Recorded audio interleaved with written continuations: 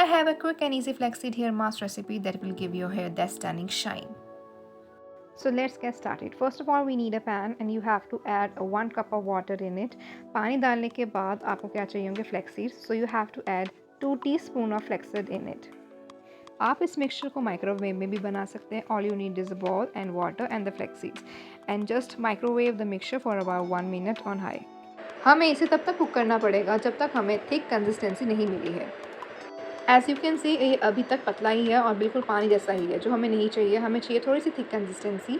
सो हम इसको और थोड़ी देर तक कुक करेंगे.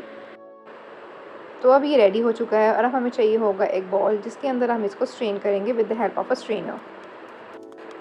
It's a very important tip. जैसे ही आप इसको स्टोव से निकालें आप उसी टाइम इसको स्ट्रेन आउट कर लीजिए. अदरवाइज इसमें प्रॉब्लम आ जाएगी और आप स्ट्रेन नहीं कर पाएंगे क्योंकि इसकी थिक कंसिस्टेंसी टाइम के साथ और बढ़ती है.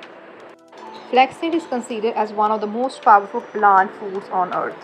Apart from its outstanding health benefits, flaxseed are also your holy grail for healthy and happy hair. Remember to turn off the stove only when you achieve a gel-like texture, not too dense but not too thin.